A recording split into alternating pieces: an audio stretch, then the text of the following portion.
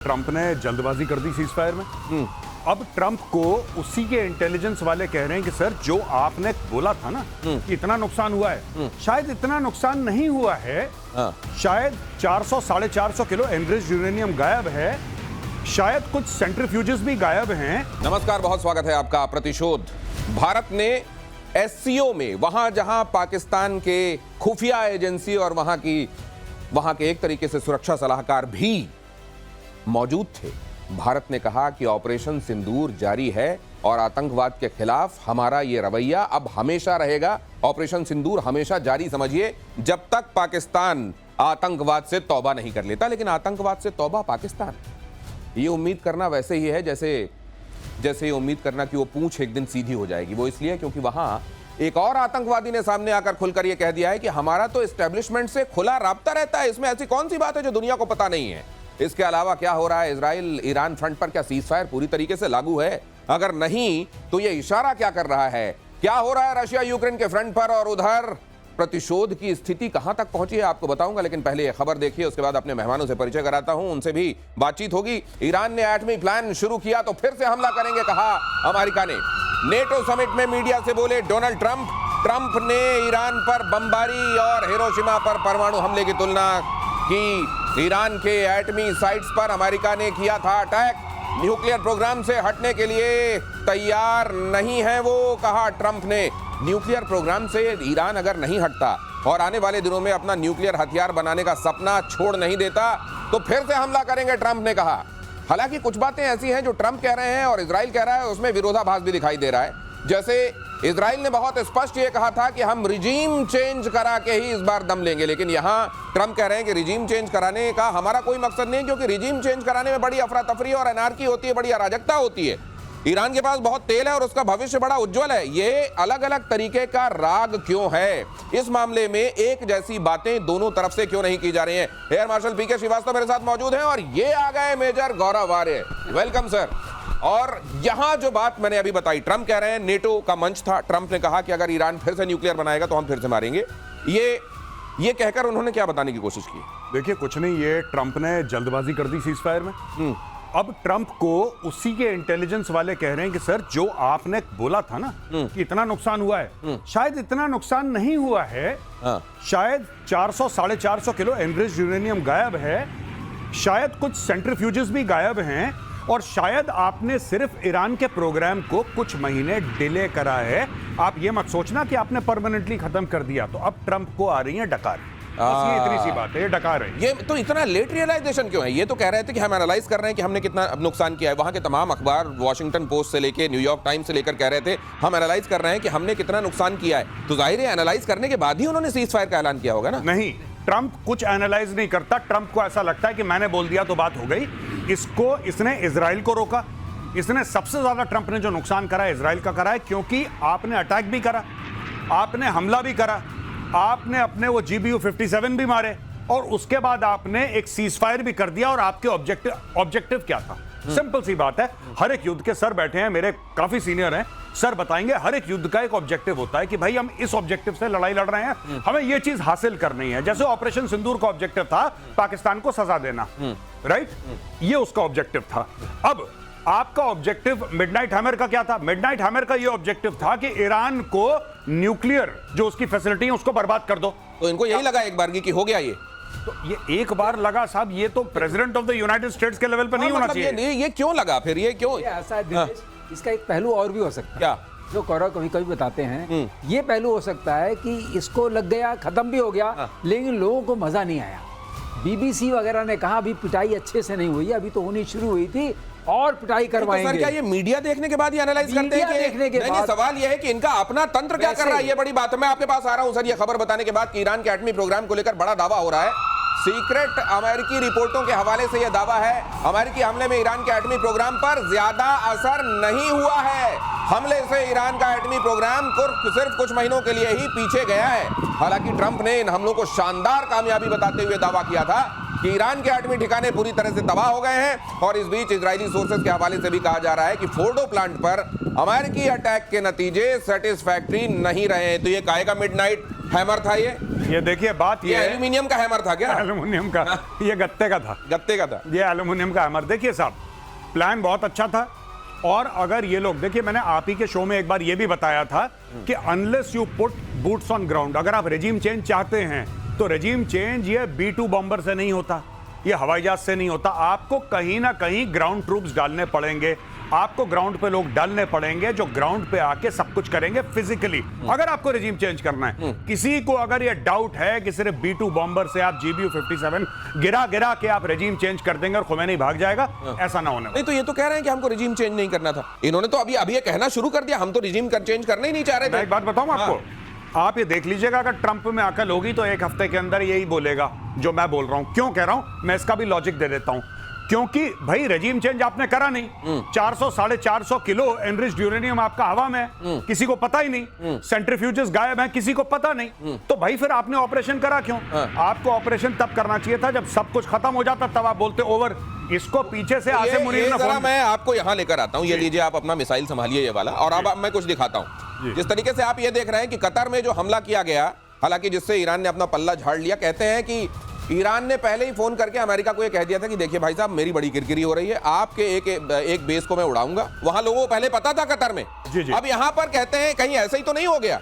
यहां पर भी ये देखिए इतने सारे ये ट्रक गिनिए, यहां पे ये ट्रक 1 2 3 4 ये फोर्डो से निकलने वाले ट्रक हैं। 19 तारीख जी 20 तारीख को ये हमला किया गया है। जी। 19 को इतने सारे ट्रक यूरेनियम लेकर अगर निकल गए होंगे जी। तो फिर आपने हमला किस चीज किया? आपका इंटेलिजेंस क्या कर रहा था? मैं वही आपसे कह रहा हूं कि ट्रंप ने ये देखिए, ये सारे के सारे ट्रक निकल रहे हैं जी। ये ट्रक कुछ ना कुछ लेकर निकल रहे होंगे, अब वरना गए क्यों थे? पहली चीज। दूसरी चीज आपने करा ये, अच्छा ये फोटोग्राफ कहां से है? ये फोटोग्राफ उनको, ये सैटेलाइट इमेज, मैक्सार सैटेलाइट जी, मैक्सार को एक्सेस क्या यूएस को नहीं है? बिल्कुल है। ये जो सैटेलाइट है क्या हमें पहली बार पता लग रहा है? ये जब सैटेलाइट से देखा था तब यूएस को नहीं पता था। जब यूएस को पता था तो फिर वहां पे बम मारा। कल ये थ्योरी ना आ जाए कि इनको पता था वहां पे कुछ नहीं है फिर भी इन्होंने मार दिया। ये देखिए ना, ये गेम। वैसे दिनेश एक और बात है बता दूं, इतने जो ट्रक है ना, तो मैंने एक कैलकुलेशन किया था कि सेंट्रीफ्यूजेस की कितने सेंट्रीफ्यूज थे वहां और एक ट्रक में कितने आ सकते हैं, और एक ट्रक में कितने आ सकते हैं।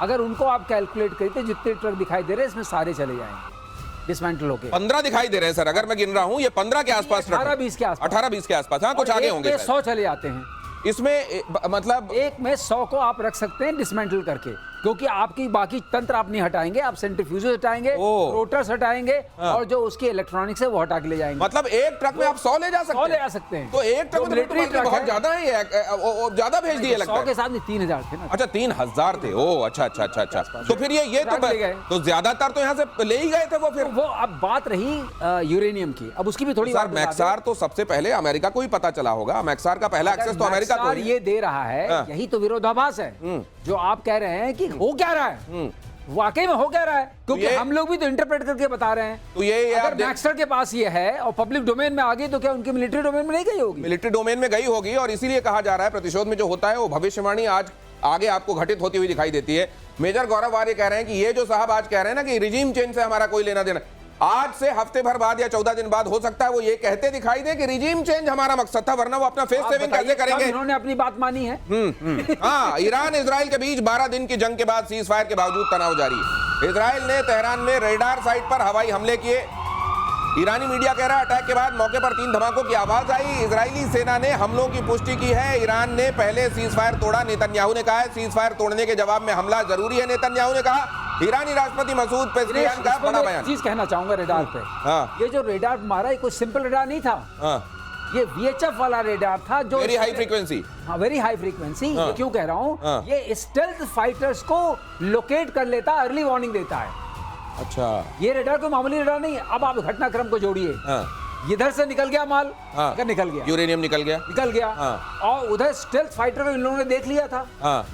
इसका मतलब ये रेडार अगर वहां एक्टिव था, ये एक रेडार है रेजोनेंस रशियन, उसके उस पर बना हुआ है, और ये गादर रडार है। तो मतलब इन्होंने वक्त से देख लिया था बॉम्बर आ रहे हैं, लेकिन उसमें रेजोल्यूशन नहीं होता है मारने का। अच्छा, देख तो लेता है, देख ले तो अलर्ट तो कर ही दिया। 1100 किलोमीटर दे सकता है, 300 किलोमीटर की आप ये कह रहे हैं कि उधर से बॉम्बर्स ने उड़ान भरी, इधर इनको पता चल गया कि बॉम्बर्स आ रहे हैं, इन्होंने टाइम रहते यूरेनियम वहां से खाली किया और वहां पर फिर बॉम्ब गिरे तो क्या हासिल हुआ? ओ तो ये है बड़ी है। तस्वीर, इसको समझिए।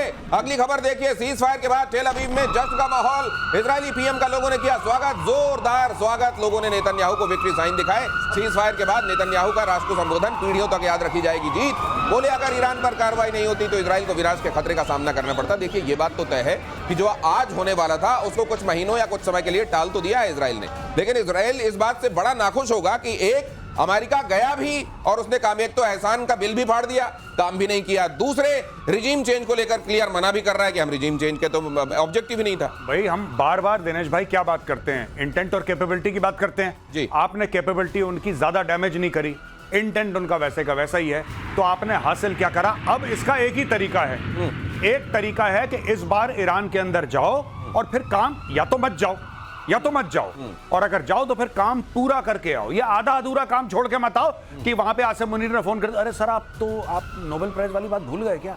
अच्छा सीज फायर, अरे मुझे तो नोबेल, ऐसा मत करो। अगर आप ऑपरेशन कर रहे हैं इस बार, और मैं एक और बात बता दूं जी, ये जो सो कॉल्ड सीज फायर है जी, अभी फिर से एक बार भयानक युद्ध भड़केगा, इजराइल नहीं छोड़ेगा 100%। अच्छा। कई लोग खुशियां मना रहे हैं, कई लोग खुशियां मना रहे हैं, और पाकिस्तानी तो बहुत, जैसे कि वही ऑपरेशन सिंदूर में जूते खाने के बाद फिर पाकिस्तानी खुशी मना रहे हैं, तो ईरान के लिए भी पाकिस्तानी खुशी मना रहे हैं। मैं सिर्फ एक बात ये कह रहा हूं कि इजराइल फिर से ठोकेगा ईरान को बुरी तरीके से, और अमेरिका को आज नहीं तो कल नहीं तो परसों इसमें आना पड़ेगा, ये इनकी मजबूरी है। और उसका भी कारण मैं आगे बताऊंगा। ये जो सिग्नलिंग कर रहा है ना चाइना को ट्रंप, ट्रूथ सोशल पे डाल रहा है कि चलो तुम ईरान से तेल खरीद लो, आपने देखा होगा कि बेटा तुम जाके, अरे चाइना तुम्हारी परमिशन ले रहा है तेल खरीदने से पहले, 1.8 million barrels a day, 90% of Iran's export of oil goes to China.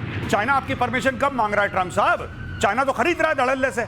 ये कह रहे हैं कि तुम ईरान से खरीदो, भाई मुझसे भी खरीद लेना थोड़ा। अच्छा अच्छा अच्छा अच्छा, ये उस तरह की बात हो गई। अपना बिल फाड़ रहा है, ये अपने एक तो अपना बिल फाड़ रहा है और साथ में ये भी कह रहा है कि आज मैं सूर्य को पूर्व से उगने की इजाजत देता हूं। पूछ कौन रहा है आपसे? सीज फायर के बाद ईरान में भी जीत का जश्न, तेहरान में लोगों का सड़कों पर जश्न, पोस्टर बैनर झंडे लेकर सड़कों पर उतरे लोग, इजराइल को युद्ध में हराने का दावा। ये देखिए, मैं ये सोच रहा हूं कि हारा कौन है इस युद्ध में? नहीं देखिए मैं एक बात बताऊं आपको, ये बिल्कुल पाकिस्तानी चीज हो रही है ईरान के अंदर।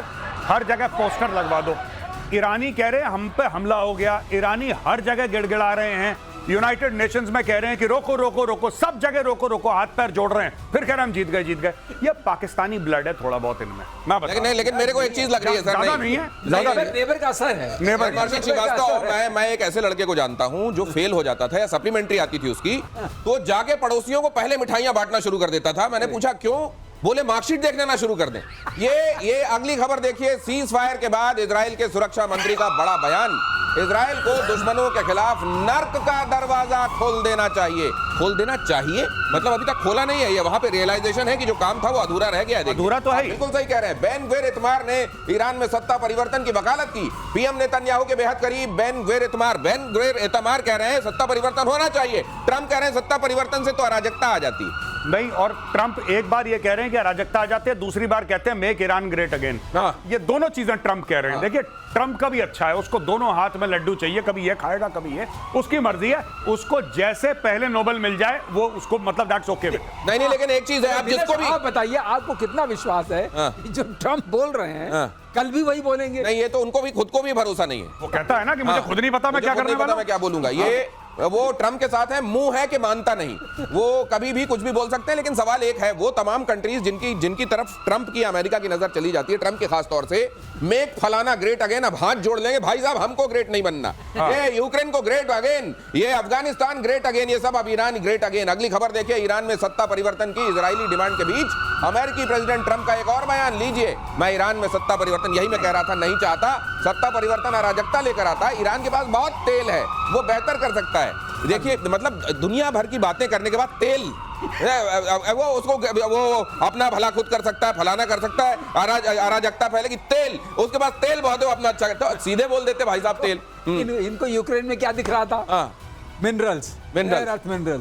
अब सुना है बलूचिस्तान को लेके बात कर रहा है पाकिस्तान। रेयर अर्थ बहुत है, ले लेना हमसे। रेयर अर्थ है। हाँ। इनको यही दिखता है, सबको सब कुछ दिखता है, इनको सिर्फ यही दिखता है। ये इतना सारा, मैं ये समझना, मैं ये दो तीन बातें समझने की कोशिश कर रहा हूं। एक तो Pakistan mid air fuelling refuelling कहां पर हुई, ये बात वो कह रहा है भारत के एयर स्पेस का इस्तेमाल हुआ। इधर से कहा जा रहा, वो पाकिस्तान ने जो टॉर्च दिखाई थी आपने पहले दिन दिखाया, क्या ईरान को ये पता नहीं कि ये खुशियां जरूर मना रहे हैं लेकिन मेरे हितैषी नहीं है पाकिस्तान के लोग? बिल्कुल सही है, बिल्कुल पता है। और ये इनके ऊपर एयर स्ट्राइक कर चुके हैं और इनको ये पता है कि जो बलूचिस्तान वाला मसला है उसमें ये भी शामिल है। तो सब मिला जुला के पाकिस्तान से ईरान बहुत सावधान और सतर्क रहता है। ये उम्मा की बात चल के जितनी बात हो जाए, और आपने वो भी देख लिया उम्मा कैसे चलता है।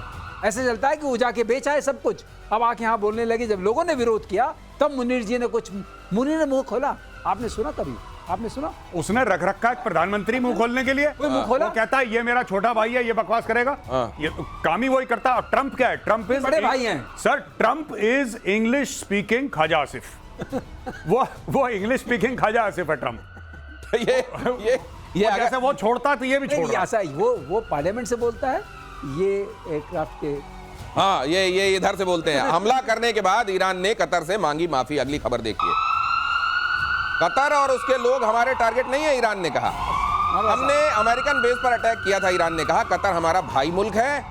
अब ये समझ में नहीं आता, भाई भी रहते हैं, फिर ये चतुराई भी रहती है। कतर के शेख ने फिर से ईरान की आलोचना की। कतर पानी पी पी के गाली दे रहा है। ये कह रहे हैं नहीं हमने तो केवल वहां उसको अमेरिकन बेस को निशाना बनाया था। और वहां पर कतर को कहते हैं, ये भी इन्होंने पहले बता दिया था कि भाई देख, एक मारना पड़ेगा। और अमेरिका को भी ये फोन कर दिया, इज्जत की बात। क्योंकि वहां तमाम जगह पर लोग ये कह रहे हैं कि हमको तो मालूम था, हमको पहले कह दिया था कि इस जगह से दूर रहना।